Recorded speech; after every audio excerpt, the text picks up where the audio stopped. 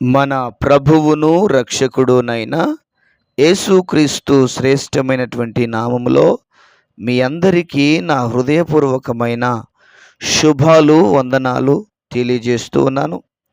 ఈరోజు దేవుని యొక్క వాక్యము సామెతల గ్రంథం 30వ అధ్యాయం 8వ వచనాన్ని చదువుకుందాం. వ్యర్థమైన వాటిని అబద్ధములను నాకు దూరముగా నుంచుము. పేదరికమునైనను ఐశ్వర్యమునైనను నాకు దయచేయకుము. తగినంత ఆహారము నాకు అనుగ్రహింపుము. మరొకసారి చదువుకుందాం. సామెతల గ్రంథం 30వ అధ్యాయం 8వ వచనం. వ్యర్థమైన అబద్ధములను నాకు దూరముగా నుంచుము. పేదరికమునైనను ఐశ్వర్యమునైనను నాకు దయచేయకుము. తగినంత ఆహారము నాకు అనుగ్రహింపుము. దేవుని పరిశుద్ధమైన నామమునకు మహిమ ఘనత ప్రభావములు కలుగునుగాక. చదవబడిన దేవుని మాటలను మనం ధ్యానం చేసుకుందాం.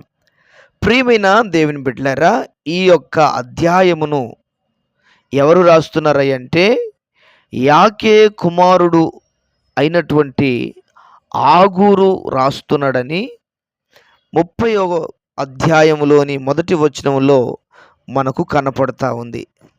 ప్రియులారా, ఎంత మంచి మాటను, ఎంత చక్కటి అనుభవాన్ని, ఎంత చక్కటి సమర్పణ కలిగిన మాటను మాట్లాడుతున్నాడో చూడండి. దేవునితో అంటున్నాడు, అయ్యా నాకు పేదరికమొద్దు, అట్లా అని చెప్పి ఐశ్వర్యం వద్దు. నాకేం కావాలి అనంటే తగినంత ఆహారం చాలు నాకు. ఆ కింద వచనాలు అంటాడు, ఎక్కువైతే కడుపు నిండు వాడై నిన్ను విసర్జిస్తానేమో, యెహోవా ఎవడని అందునేమో అంటాడు. అదే బీదవాన్ని అయితే ఒకవేళ దొంగిలించి దొంగగా మారి నిన్ను దూషిస్తానేమో, నా దేవుని నామమును దూషిస్తానేమయ్యా. నాకు పేదరికం వద్దు, ఐశ్వర్యం వద్దు, తగినంత ఆహారము చాలు అని మాట్లాడుతున్నాడు. ప్రియులారా, ఎంత మంచి చక్కటి మాటలను తెలియజేస్తున్నాడు. దేవుని బిడ్డలుగా మనకు కావలసినటువంటి చక్కని మాటను ఇక్కడ దైవజనుని ద్వారా దేవుడు మనతో మాట్లాడుతున్నాడు. చాలామందికి ఐశ్వర్యవంతులుగా మారాలని, ధనవంతులుగా మారాలని, పలుకుబడి కలిగినటువంటి వారిగా మారాలని ఆశపడతా ఉంటారు, ప్రయాసపడతా ఉంటారు. ప్రియమైన దేవుని బిడ్డలారా, దాని కొరకే అన్నట్టుగా జీవించేవారు కూడా లేకపోలేదు. ప్రియులారా, గమనించండి. దైవజనుడైన దావీదు కూడా ఏమంటాడంటే, అయ్యా నీవు నాకుండగా లోకములోనిది నాకు ఏది అక్కర్లేదు నాయనా అని అంటున్నాడు. ప్రియులారా, ఎంత అద్భుతమైనటువంటి మాటలు భక్తుల జీవితాల ద్వారా మనం చూస్తున్నాము. ఎంత గొప్ప మాటలను భక్తుల ద్వారా మనం చూస్తూ ఉన్నాం. నిజంగా మనకు కావలసింది ఉంటే చాలు అనేటువంటి భక్తి కలిగిన వారంగా మనం ఉండగలగాలి. తగినంత ఆహారము, నా అవసరత తీరితే చాలు, నా అక్కర తీరితే చాలయ్యా, తగినంత చాలు నాకు అనేటువంటి ఆ వరవడిలో, ఆ యొక్క సమర్పణలో చక్కటి మాటలను మనకు తెలియజేస్తూ ఉన్నాడు. క్రీస్తునందు ప్రియమైన దేవుని బిడ్డలారా, మన దేవుడు ఆశీర్వదించడం చేతగానివాడు కాదు. గొప్పగా చేయడం దేవునికి చేతగాక కాదు. ఆయన తలుచుకుంటే నిమిషాలలో, ఆయన కనురెప్పపాటులో కూడా ఆయన ఏదైనా చేయగలిగినటువంటి సర్వశక్తి కలిగిన దేవుడు.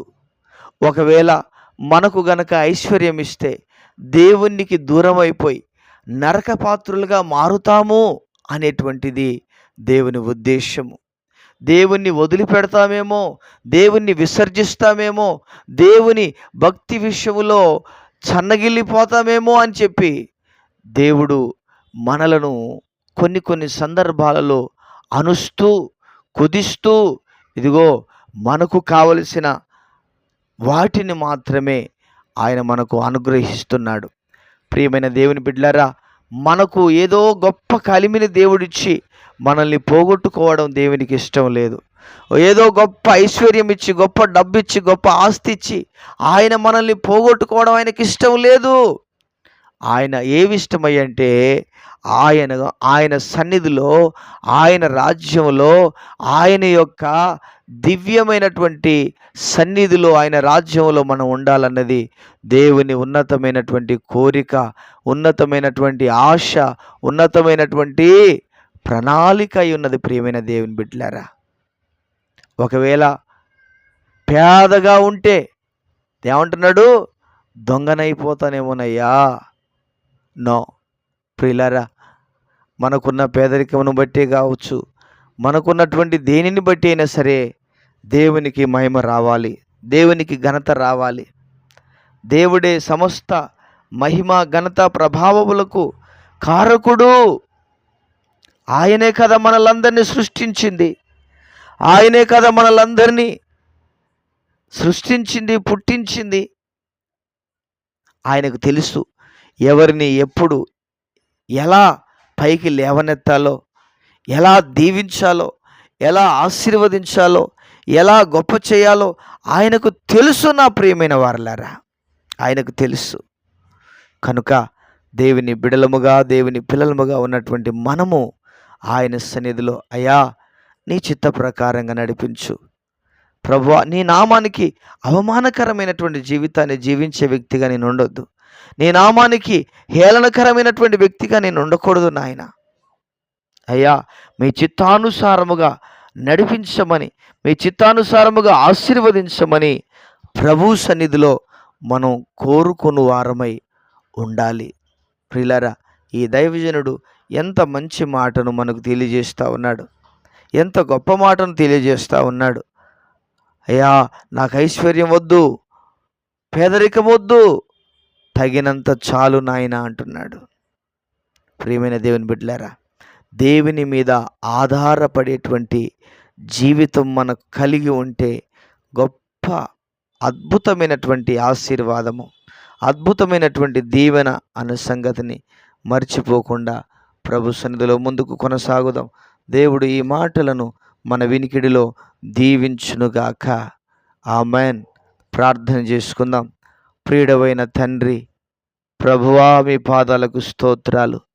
విత్తబడిన మాటలను దీవించు నాయన, ఆశీర్వదించు నాయన. ప్రభువా మా వినికిడిలో దీవెనకరంగా మార్చు. మాలో కూడా అటువంటి సమర్పణ, మాలో కూడా అటువంటి ప్రభు అనుభూతిని మీరు మాకు దయచేయమని ప్రార్థన ఆలకించినందుకు వందనాలు చెల్లిస్తూ యేసయ్య నామములో ప్రార్థన చేసి వేడుచున్నాము తండ్రి.